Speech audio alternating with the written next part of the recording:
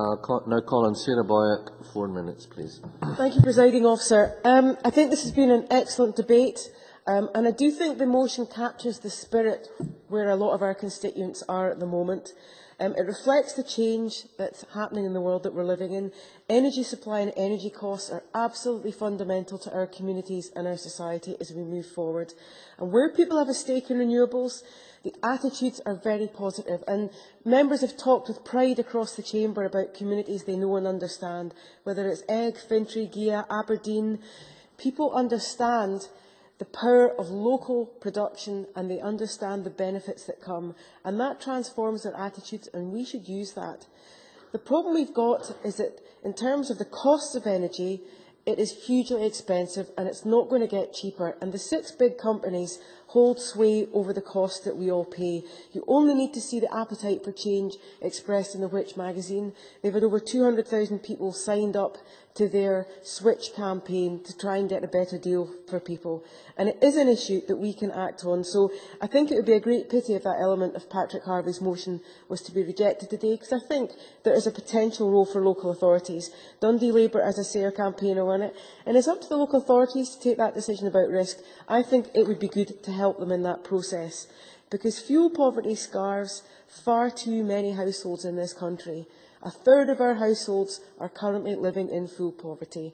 That is a disgrace. We all know that.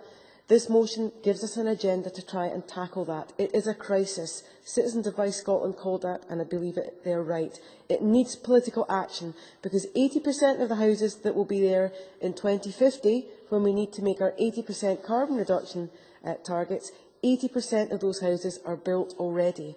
So it's a difficult agenda. It's not just about new houses, it's the houses we've got already. And that's why I think this is a transformative agenda, and it needs leadership, because it is hard.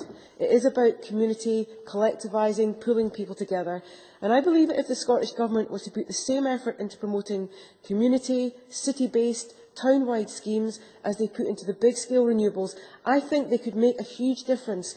I would say that over the last 12 years, successive governments have put massive energy into community renewables, and we can see the results in our communities in the Highlands and Islands. It's fantastic, but we need to make sure that this happens across the whole country. Then we'll see results. So my proposal would be that the Minister holds a summit with local authorities to talk about this agenda after the dust has settled with the local council elections. We'll have a whole raft of new councillors. We may see changes in local authorities. Give them a little bit of time to settle down, but use the time between now and then to do some work so that we kick up the process a gear to pick up from the previous debate. The Energy Savings Trust has done a huge amount of work. There's expertise across the UK. I think local authorities need to be given support, and I would be the last person to be prescriptive about what they should do. And I want to pick up the point that Jamie Hepburn made. It's not about telling them what to do. The motion in front of us talks about the variety of models. Let each local authority choose what is right for them, but give them the expertise. We've given them legislation on climate change that they are now meant to be working towards in carbon reductions. We've given them renewables targets. Let them be part of that process, and let's give them assistance. There are great examples. We need to know what's worked and why. There are examples from across the borders. Claudia Beamish has just been mentioned to me, the scheme that they've got there. Aberdeen, Glasgow, the Highlands and Islands communities. There's a lot out there to learn from. The bit we haven't cracked in Scotland is the citywide level. And there has been work done in Birmingham that I think we could usefully learn from. So let's move forward together. This is an agenda where we are actually missing a trick.